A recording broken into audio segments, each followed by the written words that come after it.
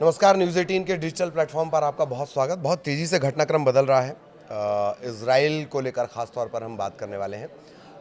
मेरे साथ आनंद प्रजापति भी जुड़ गए हैं और बहुत सारी तब्दीलियों में जो सबसे बड़ी बात आई है कि भाई एक 20 पॉइंट आ गए। हालांकि वो पॉइंट ऐसे हैं कि चित भी मेरी पट भी मेरी, आगे आप समझदार हैं। तो उन पॉइंट्स पर हम बात नहीं कर रहे हैं। वो पॉइंट्स दिए गए हमास को दिया गया टाइम कि भैया देख लो, कर लो, वरना इसके आगे ही बोलने की ज़रूरत नहीं है। मसला ये है कि इसके बाद ऐसा लग रहा है कि नेतन्याहू अपने घर में घिर रहे हैं। बगावत जैसी बू आ रही है, और बगावत जैसी बू ना भी आए तो सरकार क्या सुरक्षित है नेतन्याहू की? यही आपका इस वक्त का सबसे बड़ा सवाल बना हुआ है। इन तमाम चीज़ों को बहुत आसान भाषा में आनंद के ज़रिए डिकोड करेंगे। आनंद, अंदर खाने के जो नेतन्याहू है वो फंस गए, परेशान है, क्या चल रहा है इजराइल में? बिल्कुल, देखिए नेतन्याहू पहले से ही अंदर खाने में उनका देखा जाए तो बगावत थी, लेकिन अब जो ट्रंप ने कल जो पेश किया है कि 20 सूत्रीय योजना जो उन्होंने पेश किया व्हाइट हाउस में, और उस पर ऐसा लगता था कि नेतन्याहू सहमति नहीं जताएंगे, लेकिन क्या होता है कि कल के डेट में कि नेतन्याहू और ट्रंप दोनों साथ आते हैं और उस पर सहमति नेतन्याहू ने दे दिया 20 पॉइंट पर, सभी 20 पॉइंट पर। उसको लेकर के जो उनके कैबिनेट के मंत्री हैं या फिर हम कह लें कि जो सरकार है, एक तरीके से डमाडोल यानी हिलने लगी है नेतन्याहू की सरकार, क्योंकि जो उनके कैबिनेट के मंत्री हैं वो खुद ही इस पर बोल रहे हैं कि क्या नेतन्याहू की सहमति के बाद क्या इजराइल फिलिस्तीन के आगे झुक गया या फिर इजराइल हार मान लिया, क्योंकि लगभग 2 साल से ये युद्ध चल रहा है और ट्रंप के इस प्रस्ताव पर क्यों मुहर लगा दी नेतन्याहू ने, ऐसी ऐसी बातें चल रही है। तो दरअसल हुआ क्या है कि कल जो 20 सूत्रीय योजना पेश की थी ट्रंप ने, उसमें क्या क्या चीज़ें हैं। तत्काल युद्ध विराम चाहते हैं, उस प्रस्ताव में सभी बंधकों की रिहाई, सभी बंधकों की मतलब इधर जो इजराइल ने बंधक बना करके रखे हैं वो, और वहाँ जो हमास ने जो बंधक बना करके रखे हैं उनकी रिहाई की मांग हो रही है। हमास की विघटन, हथियारों का समर्पण और गाजा पर अंतर्राष्ट्रीय निगरानी, जो कि खुद ही ट्रंप के अध्यक्षता में होगी। तो कहीं ना कहीं इस पर ये हंसना इसलिए बोल रहे हैं क्योंकि जब इन्होंने स्टार्ट किया था तो इन्होंने खुद ही बोला था चिट भी मेरी पट भी मेरी। तो वही वाली बात है कि गाजा पर अंतर्राष्ट्रीय निगरानी यानी कि ट्रंप की अध्यक्षता में ही पीस बोर्ड बनाया गया है, जिसकी अध्यक्षता कौन करेगा? ट्रंप करेंगे। मैं आनंद तुम्हें टोकना चाह रहा हूँ, सॉरी, बट ट्रंप की हालत कभी कभी वैसे होती है, बचपन में नहीं, जिसका बल्ला होता था वही क्रिकेट खेलता था। बैटिंग में आउट होने के बाद वो कहता था बैटिंग खत्म, मैच खत्म, वो अपना बल्ला लेकर घर चला जाता था। खैर, प्लीज कंटिन्यू ऑल पॉइंट्स। तो ये सारे ऐसे पॉइंट्स हैं जो कि हम आगे आपको बताएंगे, लेकिन अभी जो विषय पर हम लोगों ने खबर शुरू किया है या वीडियो शुरू किया है वो यही है कि नेतन्याहू की सरकार बचेगी या चली जाएगी, कौन कर रहा है विरोध, इस पर बात करेंगे। लेकिन इस प्रस्ताव के बाद ट्रंप ने हमास को एक तरीके से अल्टीमेटम दे दिया है। 3 से 4 दिन का उनके पास समय है, और उनको अगर ये स्वीकार नहीं करते हैं, ट्रंप का प्रस्ताव अगर स्वीकार नहीं करता है हमास, तो इसका भुगतान जो है कि बहुत दुखद होगा। ये ट्रंप ने खुद बोला है, कोट कर रहा हूँ मैं इसको, और स्वीकार कर लेता है तो हमास की जो एक तरीके से आप देख सकते हैं वो हमास की जो अस्तित्व है वो पूरी ख़त्म हो जाएगी। क्यों ख़त्म हो जाएगी मैं आगे पॉइंटर में बताऊंगा, लेकिन अब हम आते हैं सीधे नेतन्याहू की सरकार वाले मामले पर कि क्या हो रहा है, क्यों बगावत शुरू हो गई है, क्या नेतन्याहू की सरकार बचेगी कि नहीं बचेगी। दरअसल नेतन्याहू की सार्वजनिक रूप से जो योजना पर समर्थन किया है उस पर ऐसा देखा जा रहा है कि क्या राजनीतिक मजबूरी का परिणाम लगता है, मतलब ऐसा क्या राजनीतिक मजबूरी है कि नेतन्याहू को उनके प्रस्ताव पर सहमति जतानी पड़ी है। तो वहाँ उनके जो राष्ट्रीय सुरक्षा मंत्री हैं अयोज यदु पार्टी, जो एक उनका पार्टी है वहाँ पर, लोकल जो पार्टी है जिसके गठबंधन में पार्टी उनकी एक तरीके से सरकार बनी है, बिल्कुल। तो उन्होंने इसको मजबूती की जगह कमजोर बता दिया है, कमजोरी बता दिया है। यानी नेतन्याहू को एक तरीके से बोल रहे हैं कि नेतन्याहू क्या कमजोर पड़ गए हैं कि गाजा यानी फिलिस्तीनियों के आगे उनको, मतलब कि यहूदियों की बस्तियों को जो पक्षधर थे, क्या अब यहूदियों की बस्तियों को वो हटाना चाहते हैं, या फिर क्या युद्ध को जारी रखने के लिए या फिर युद्ध को खत्म करने के लिए, दोनों वो बात कर रहे हैं कि क्या ये दोनों को लेकर के ये जो 2 साल से युद्ध चल रहे थे, क्या इसका यही परिणाम निकला कि हम सीधे सीधे हथियार डाल करके खड़े हो जाए। मतलब एक तरीके से कट्टरवादी जो नेतन्याहू के कैबिनेट में जो यहूदी कट्टरवादी नेता लोग हैं उनका ये विरोध है। उनमें 2 ही नेता जो हैं वो विरोध कर रहे हैं।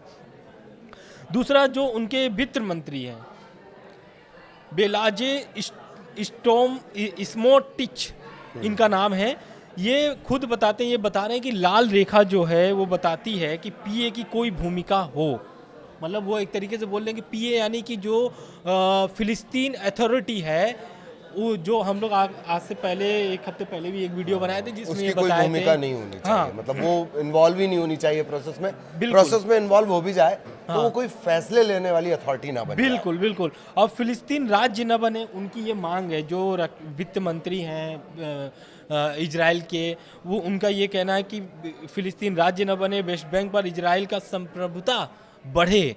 यानी कि एक तरीके से वो जो बात ट्रंप ने पहले बोला था कि वेस्ट बैंक पर कोई भी कब्जा इजराइल का नहीं होगा, लेकिन ये उनके कैबिनेट के ही मंत्री बोल रहे हैं कि उनकी जो संप्रभुता है वो बढ़े, यानी कि कब्जा जो है और बढ़े और वो अपने नियंत्रण में इजराइल ले ले। किसको? वेस्ट बैंक को।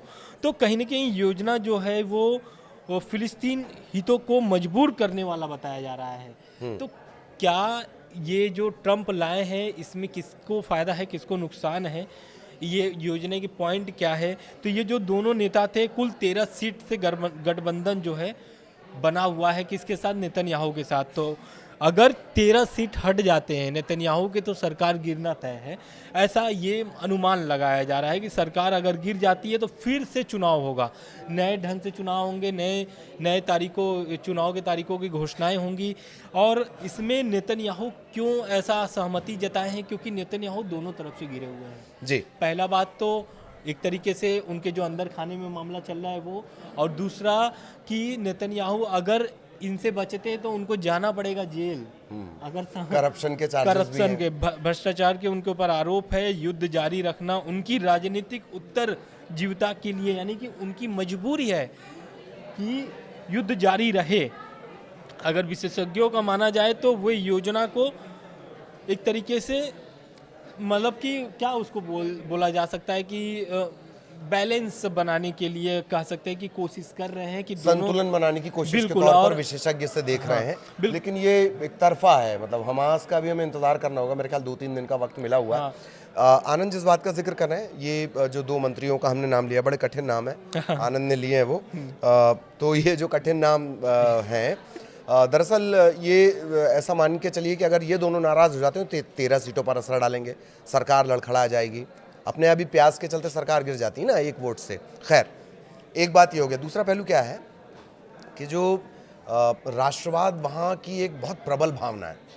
तो जो विरोधी रहे बेंजामिन नेतन्याहू के, वो विरोधी भी ये कहते हैं कि हाँ, आप हमास पर कब्जा कर लीजिए, हम पूरी तरह आपके साथ हैं। अब जब ये मामला आया है कि आप एकदम थोड़े से बदले झुके से नज़र आ रहे हैं, ट्रंप बोल रहे हैं और आप वो हर चीज़ मान ले रहे हैं, तो वो सेंटिमेंट हो रहा है हर्ट।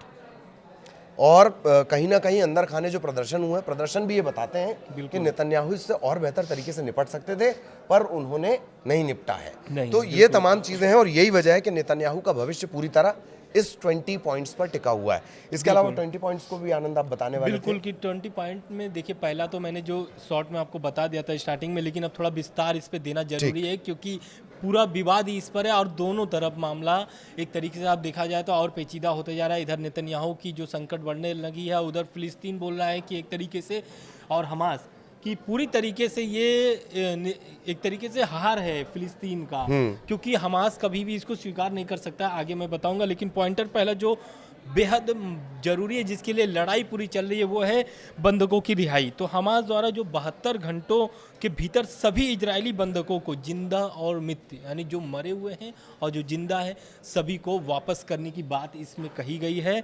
और बदले में इजराइल 250 जीवित कैदियों को और 1700 गाजा वासियों को रिहा करने की बात कही गई है इस प्रस्ताव में, जो पहला पॉइंट है।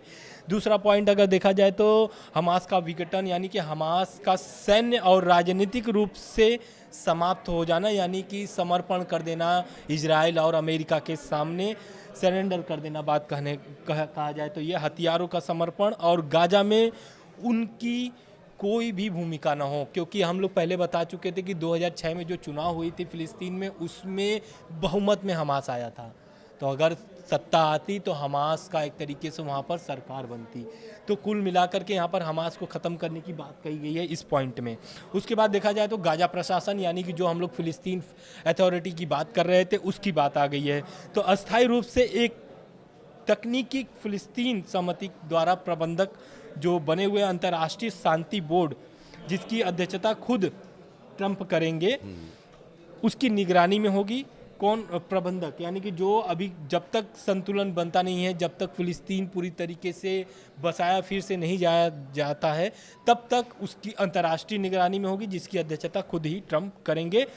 फिलहाल फिलिस्तीन अथॉरिटी जो है वो भूमिका में जब तक नहीं आ जाती है, भूमिका जब उसकी संभव हो जाएगी फिर वहाँ से चुनाव होंगे। जैसा कि हम लोग पहले बता चुके हैं कि अरब देशों ने इसको लेकर के, फिलिस्तीन चुनाव को लेकर के भी अगले साल का एक डेट दिया हुआ है कि अगर युद्ध खत्म हो जाते हैं तो फिलिस्तीन में चुनाव का ऐलान किया जाएगा और वहाँ पर एक तरीके से चुनाव किए जाएंगे।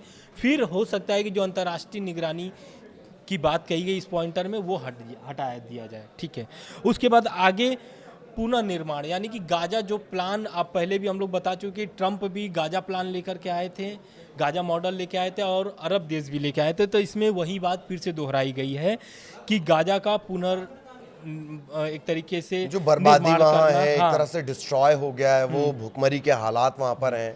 तो इस तरह से एक इंफ्रास्ट्रक्चर तैयार करना, अधोसंरचना तैयार करना, कम से कम गाजा आम जनजीवन तो वहाँ पर शुरू हो सके। बिल्कुल, वहाँ पर बेहद ही जरूरी है पानी, बिजली और अस्पताल। तो ये पुनः एक तरीके से निर्माण किया जाएगा, ये पॉइंट में दिया गया है। उसके बाद फिलिस्तीन राज्य की राह, मतलब क्या फिलिस्तीन बन पाएगा या नहीं बन पाएगा, उसकी भी इसमें बात कही गई है। कुछ शर्तों पर फिलिस्तीन आत्मनिर्णय और राज्य की विश्वसनीय, मतलब कुछ निर्णय वो ले सकता है फिलिस्तीन अथॉरिटी। हालांकि नेतन्याहू इस पर स्पष्टता जाहिर नहीं की है। तो ये 19 पॉइंट्स है, क्योंकि हाँ, ये भी हम कह सकते हैं, क्योंकि इजराइल फिलिस्तीन राज्य का विरोध करता है। और ये बात जो हम लोग पहले भी बोल चुके हैं कि अगर नेतन्याहू की सरकार गिरेगी तो कहीं ना कहीं इस पॉइंट पर अगर उन्होंने नकारा है तो हो सकता है कि आने वाले समय में नेतन्याहू की सरकार हो। और जो अगला पॉइंट है वो है बेहद ही ज़रूरी है, क्योंकि ट्रंप ने हमास को एक तरीके से ये आखिरी वार्निंग कह सकते हैं, क्योंकि हमास को 3 से 4 दिन का ये जो समय दिया गया है, अगर ये 72 घंटे में अदला बदली रिहाई वाला नहीं करते हैं तो इसमें क्या होगा कि जो इजराइल एक तरीके से जो हमला जारी रखा है, या फिर हम ये कह लें जो ऑपरेशन चला रहा है गाजा फिलिस्तीन में, वो उसमें कौन, अमेरिका शामिल हो जाएगा। और फिर जो होगा वो आप खुद ही समझ सकते हैं, क्योंकि जब इजराइल एक तरीके से पूरे गाजा को खंडहर बना करके रख चुका है, तो उसमें अमेरिका अगर शामिल हो जाता है, इजराइल के सपोर्ट में काम करता है, लड़ता है, तो क्या होगा, हमास तो ऐसे ही ख़त्म हो जाएगा। क्योंकि जैसा कि उसमें पॉइंट में दिया गया है, तो या फिर हमास ऐसे ख़त्म हो या ऐसे ख़त्म हो, दोनों तरफ से आप देखा जाए तो हमास की एक तरीके से ख़त्म करने का ये पूरा प्लान लेके आया गया है ट्रंप की तरफ से। बिल्कुल, तो ये वैसा है कि विलन का जो मेन विलन है उसका छोटा भाई पिट रहा होता है, फिर वो हीरो से कहता है रुक जा, मैं अभी अपने बड़े भाई को बुलाता हूँ। फिर बड़ा भाई आता है और सीन चेंज हो जाता है, बड़ा भाई आकर, बाकी आप समझदार हैं। दक्षिण भारत की फिल्में बहुत देखते हैं ट्रंप, मुझे ऐसा लगता है। लेकिन इस पे बेहद अहम बात ये है कि हमास रिएक्शन किस तरह से प्रतिक्रिया आई हुई है, लेकिन हमास की प्रतिक्रिया हम नहीं बोल सकते हैं, क्योंकि जो हमास का जो संगठन है, हालांकि इसको इजराइल आतंकवादी संगठन मानता है, तो उसके जो नईम कासिम हैं उनके तरफ से अभी कोई भी प्रतिक्रिया इस पर नहीं आया हुआ, क्योंकि अभी समय भी है उनके पास। लेकिन कुछ वरिष्ठ हमास के अधिकारी जो है वो कुछ निजी चैनलों से बात किए हैं, उसमें इस योजना को एक तरीके से इजराइल के हित में बताया दिया गया है और फिलिस्तीन के लोगों को नज़रअंदाज किया गया है। मतलब एक तरीके से ट्रंप के ये जो प्लान है उसको सीधे सीधे नकार रहे हैं। तो कहीं ना कहीं हमास के अधिकारी नकार रहे हैं, तो आने वाले समय में भी कुछ इसी तरीके के प्रतिक्रिया आधिकारिक रूप से हमास की तरफ से भी आ सकता है। और उन्होंने एकदम साफ बता रहे हैं कि हमास इसको अस्वीकार करेगा, क्योंकि हमास की इसमें एक तरीके से खात्मे की बात की गई है। क्योंकि अगर हमास इसको स्वीकार करता है तो हमास को एक तरीके से सीधे सीधे गाजा फिलिस्तीन छोड़ करके जाना पड़ेगा। अच्छा, इसमें एक पॉइंट हम भूल रहे हैं, वो पॉइंट एक और दिया गया है ट्रंप की तरफ से कि जो भी हमास के लोग वहाँ पर बसे हुए हैं या फिर रह रहे हैं और हमास का समर्थन कर रहे हैं तो उनको हमास का समर्थन छोड़ना पड़ेगा और एक तरीके से नॉर्मल फिलिस्तीनी बन करके वहाँ पर जीवन जीना पड़ेगा। तो एक मौका उनको ये दिया जा रहा है कि आप एक तरीके से हमास की नहीं, फिलिस्तीन की नागरिक बनिए और फिलिस्तीन के समर्थन में काम करिए, फिलिस्तीन पर काम करिए। ठीक है, तो दूसरा और गाजा की मीडिया का भी इस पर बयान यही आया हुआ है, एक तरीके से मिला जुला बयान है कि ये जो प्रस्ताव है इस पर शायद ही हमास इसको स्वीकार करे, क्योंकि ये पूरी तरीके से देखा जाए तो प्रो इजराइल करार दिया है गाजा की मीडिया ने भी। तो कुल जमा यही आज का पूरा ये था कि क्या इजराइल की जो सरकार है, नेतन्याहू की सरकार है, वो बनी रहेगी कि नहीं बनी रहेगी। दूसरा जो पॉइंटर है वो 72 घंटे में इसको स्वीकार करता है हमास या नहीं करता है। तो आने वाले समय में लगभग 24 घंटे बीतने वाले हैं, तो कुल 48 घंटे बचे हुए हैं। 48 घंटे में क्या इजराइल हमास जो युद्ध चल रहे हैं वो ख़त्म हो जाएंगे या फिर उसमें और बढ़ोतरी होगी, क्योंकि दोनों पॉइंट इसमें मैंने आपको बता दिया है। बिल्कुल, तो ये पूरा डिस्कशन आपने देखा। मेन पॉइंट जैसे आनंद ने बताया कि नेतन्याहू एक तो अंदर खाने घिर गए, वहाँ से बगावत तो नहीं कहेंगे, ये नाराज़गी है। ये नाराज़गी बढ़कर जो आक्रोश होगा वो बगावत तक पहुँचेगा, और अगर वो पहुँचता है तो जो पार्टियां कोलैबोरेट कर रही हैं, जो राष्ट्रवादी किस्म की पार्टियां हैं, वो बहुत नाराज़ हैं। किस रवैये से? नेतन्याहू के उस रवैये से जिसमें वो 20 पॉइंट्स मान लेने की बात कर रहे हैं, पर 20 नहीं है, 19 पॉइंट्स हैं। फ़लस्तीनी राज्य का सपोर्ट इजराइल नहीं कर रहा है, ये उन्होंने फिर से साफ कर दिया है। इसके अलावा क्या वो पॉइंट टू पॉइंट हैं, वो हमने आपको इसलिए भी बताया, इन्हीं पॉइंट्स पे ये जो पूरी जियोपॉलिटिक्स रहने वाली है, ये कुछ दिनों तक इन्हीं के इर्द गिर्द सेंट्रलाइज्ड रहने वाली है। इस वजह से हमने आपको डिटेल में बहुत आसान तरीके से समझा दिया है। आगे भी इसी तरह अपडेट्स आप तक लाते रहेंगे। नमस्कार। नमस्कार।